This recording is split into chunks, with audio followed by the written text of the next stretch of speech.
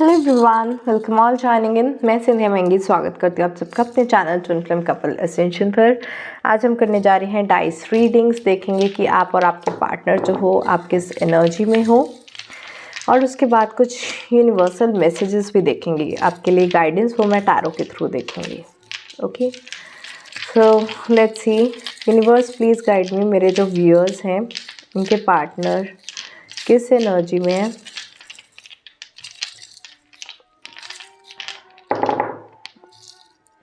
Okay, पहली चीज़ तो मैं लूँगी कि आपके पार्टनर जो हैं इस टाइम पर कन्फ्यूजन की एनर्जी में है। एक डिसीज़न लेने की कोशिश कर रहे हैं जो कि उनसे डिसीज़न नहीं लिया जा रहा।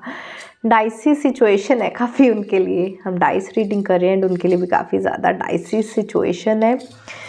यहाँ पर वो कोई भी पाथ जो चूज़ करते हैं उनकी स्टेबिलिटी बिगड़ती है।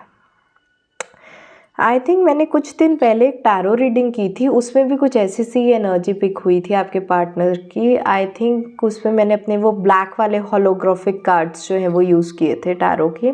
एक दो दिन पहले वाली वीडियोस में आपको शायद मिल जाएगी। उसमें भी इस तरह की एनर्जी पिक हुई थी कि आपके पार्टनर जो है एक डिसीज़न लेने के बारे में सोच रही हैं, और जो भी वो डिसीज़न लेते हैं उनकी स्टेबिलिटी उससे जो है ख़राब होएगी। उनकी लाइफ का जो बैलेंस है वो बिगड़ जाएगा।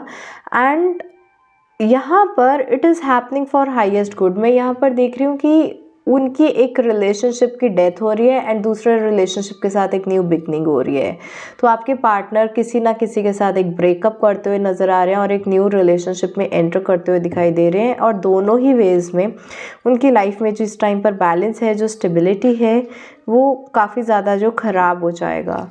क्यों ख़राब होगा? क्योंकि यहाँ पर मैं थर्ड पार्टी सिचुएशन का सोच रही थी एंड एकदम यहाँ 3 ही आ गया डाइस पे। Yes, third party situation and commitment, दोनों में से उनको एक चीज़ जो है वो चूज़ करनी पड़ेगी। या तो जो कमिटमेंट्स उन्होंने आपके साथ निभाई हैं उसका साथ देंगे या थर्ड पार्टी का साथ देंगे। एंड इन्हीं दोनों में से किसी एक को चूज़ करना है। चाहे आपको चूज़ करें चाहे थर्ड पार्टी को चूज़ करें, उनकी स्टेबिलिटी जो है वो बिगड़ेगी। एग्जैक्टली सेम वही एनर्जी पिक हुई है जो वो होलोग्राफिक टैरो कार्ड्स में पिक हुई थी। तो आप वो पहले वाली रीडिंग भी जाकर देख सकते हैं, मैंने कुछ दिन पहले ही पोस्ट की थी। तो आपके साथ वो टैरो रीडिंग भी जो है वो रेजोनेट करेगी। ओके, इसके साथ साथ मैं यहाँ पर देख रही हूँ कि बहुत से ऐसे लोग हैं, उनकी फैमिली है जो इस डिसीज़न में उनके साथ हैं। तो जो आपके पार्टनर की फैमिली पहले उसको सपोर्ट नहीं करती थी, अब आपके पार्टनर को वो सपोर्ट करती है। तो अगर आपके पार्टनर थर्ड पार्टी को छोड़ना चाहते भी हैं तो अब उनको फैमिली का सपोर्ट है। यहाँ पर ऐसी सिचुएशन बनती जा रही है कि अगर आपके पार्टनर मैरिड हैं किसी थर्ड पार्टी से और वो अपनी मैरिज को एंड करके डाइवोर्स लेना चाहते हैं, पहले उनकी फैमिली मानती नहीं थी, लेकिन अब आपके पार्टनर की फैमिली भी बोल रही है कि हाँ ठीक है, डाइवोर्स ले लो, अलग हो जाओ। बिकॉज अब चीज़ें जो है वो बहुत ज़्यादा ख़राब हो चुकी हैं। एक डार्क फेज बहुत ज़्यादा जो है वो आ चुका है लाइफ में कि अब नहीं हो रहा handle. It's good to end this relationship कि अब स्कोप नहीं है मेंड होने का and it's time for you to break down. कि अब अगर कपल साथ में ही खुश नहीं है एंड हमारी लाइफ भी इस चीज़ से इफ़ेक्ट होती है तो अलग होने में ही भलाई है। इस तरह की कुछ एनर्जीज चल रही है आपके पार्टनर की। थर्ड पार्टी सिचुएशन एंड होती हुई यहाँ पर दिखाई दे रही है।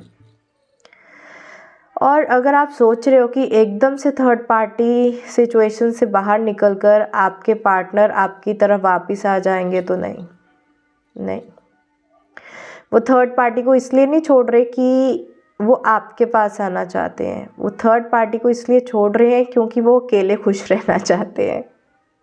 थर्ड पार्टी के साथ वो खुश नहीं है, इसलिए ही और she will be spending some time alone. वो अकेले रहना चाहते हैं, अपने आप को थोड़ा टाइम देना चाहते हैं, रिकवरी करना चाहते हैं बेसिकली। तो जितना भी ट्रॉमा थर्ड पार्टी ने उनको कॉज किया है, जितना भी हर्ट कॉज किया है, पेन सफरिंग से होकर वो गुजरे हैं, वो उन सभी चीज़ों से अकेले रहकर रिकवर करना चाहते हैं। एंड जब तक वो रिकवर नहीं कर लेते, मैं देख पा रही हूँ कि जब तक वो थर्ड पार्टी के डैमेज से बाहर नहीं आ जाते तब तक वो आपके पास भी नहीं आएंगे और आपको स्टेबिलिटी भी नहीं देंगे। यस, नहीं देंगे। आपके पार्टनर को अभी हीलिंग की ज़्यादा ज़रूरत है। आपके पार्टनर अभी कमिटमेंट की, यूनियन की, ये सब चीज़ें नहीं सोच रहे हैं, वापस आने की भी नहीं सोच रहे हैं। वो ये सोच रहे हैं कि मैं ये सारी डिफ़िकल्ट सिचुएशन से कैसे निकलूं और ख़ुद को कैसे हील करूं।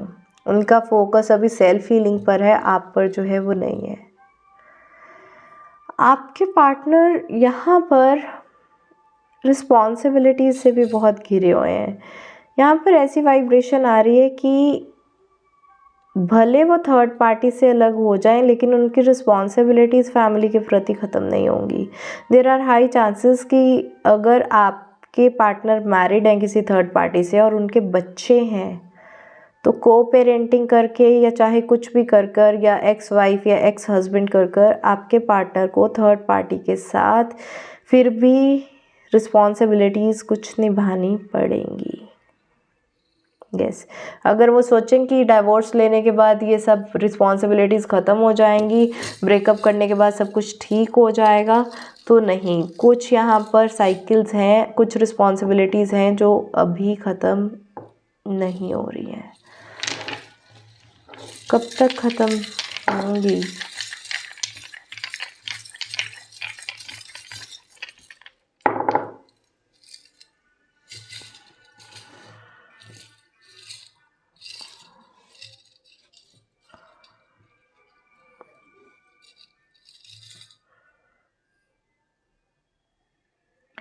तीन महीने तक तो ये सेपरेशन फेज़ का प्रोसीजर चलेगा।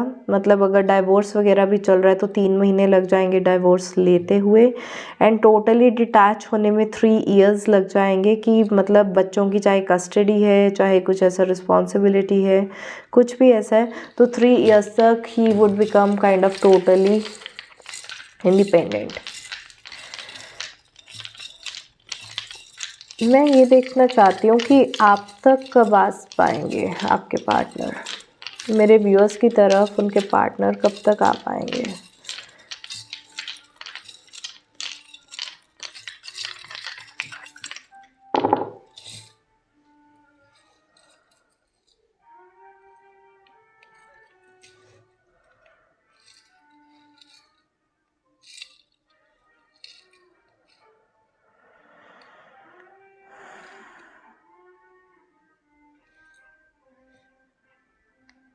जब तक वो करियर में स्टेबल नहीं हो जाते।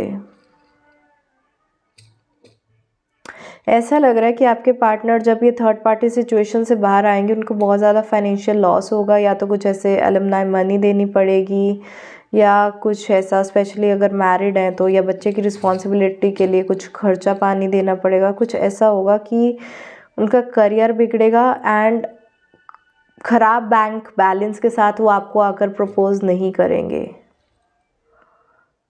वो पहले अपने आप को स्टेबलाइज करेंगे, इमोशनली मेंटली तो हील कर ही रहे हैं, स्पेशली अपनी फाइनेंशियल स्टेबिलिटी को देखेंगे। एंड जब वो फाइनेंशियली स्टेबलाइज होंगे, सिर्फ तभी वो आपके पास आने की सोचेंगे।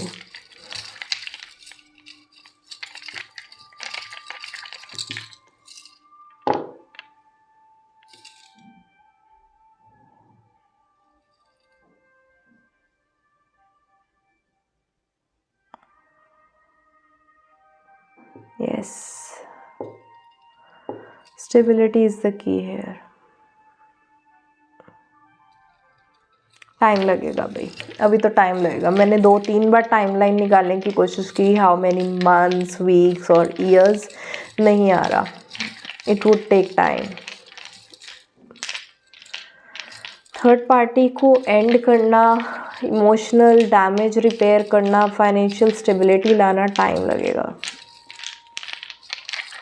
आपके लिए कुछ एडवाइस देख लेते हैं आप यूनिवर्स से, टैरो कार्ड्स के थ्रू। यही वाले हैं वो होलोग्राफिक टैरो कार्ड्स। ये इससे मैंने रीडिंग की थी अभी थोड़े दिन पहले, जिसकी एनर्जी पिक हुई थी आज डाइस रीडिंग में भी। तो अगर आप चाहो तो आप ये वाली टैरो रीडिंग देख सकते हो। थोड़े दिन पहले ही की है मैंने current energy check. Okay universe, any special guidance for my viewers कि उनको इन सब सिचुएशन में क्या करने की ज़रूरत है, क्या करना चाहिए जब तक कि उनके पार्टनर थर्ड पार्टी सिचुएशन से बाहर आते हैं। What my viewers should do.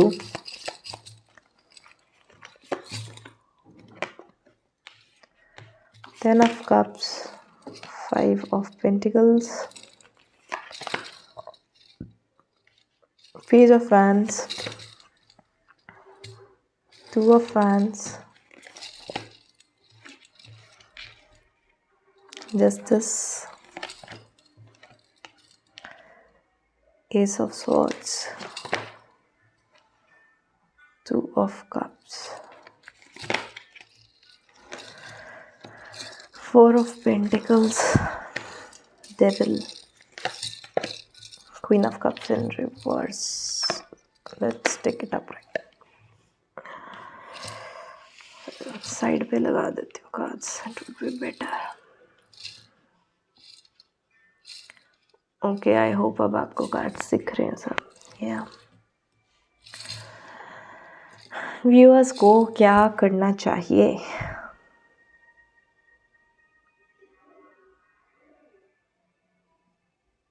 Move on with life.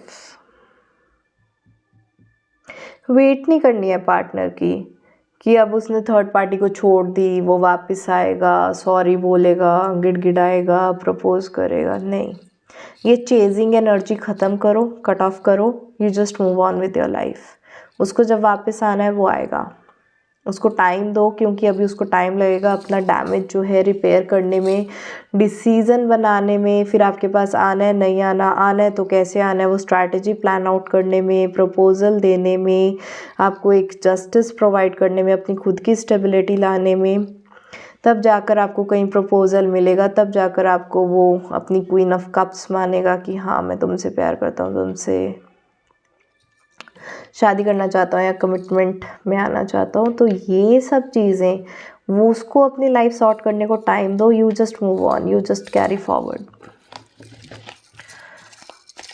जैसे आपकी लाइफ चलती आई है बिना उसके, अभी भी वैसे ही चलाओ आप. You just move on, don't wait.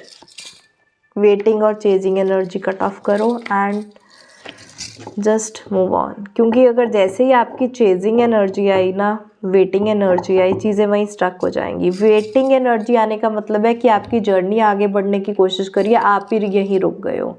Journey आगे बढ़ रही है, टाइम आगे बढ़ रहा है, साइकिल्स आगे बढ़ रही हैं, शिफ्ट्स हो रही हैं. ज़िंदगी किसी के लिए रुक नहीं रही है, ज़िंदगी बढ़ती जा रही है. आप वहीं पे स्टक हो गए हो एक ही एनर्जी में कि मेरा पार्टनर वापस आएगा. वो चेजिंग और वेटिंग एनर्जी में स्टक मत रहो, बढ़ जाओ आगे लाइफ में. Move on, move on. Partner को टाइम लगेगा आने में. You just move on. शायद इसीलिए ना वो बार बार, मैं डाइस रोल कर रही थी, बार बार वो टाइमलाइन नहीं आ रही थी कि कब तक आएगा आपका पार्टनर, कब तक आएगा. अभी टाइम लगेगा. अब मैंने टैरो के थ्रू भी कंफर्म किया है, अभी टाइम लगेगा. You just need to move on with your life. It will take time. Stuck नहीं रहना है, वेटिंग एनर्जी, चेजिंग एनर्जी में नहीं रहना है. Okay, just go with the flow, go with life and move on. I hope आपको ये reading अच्छी लगी होगी तो इसको लाइक ज़रूर करें, शेयर करें अपने फैमिली, फ्रेंड्स एंड कोलीग्स के साथ. आज के लिए इतना ही. Bye bye, take care, blessings.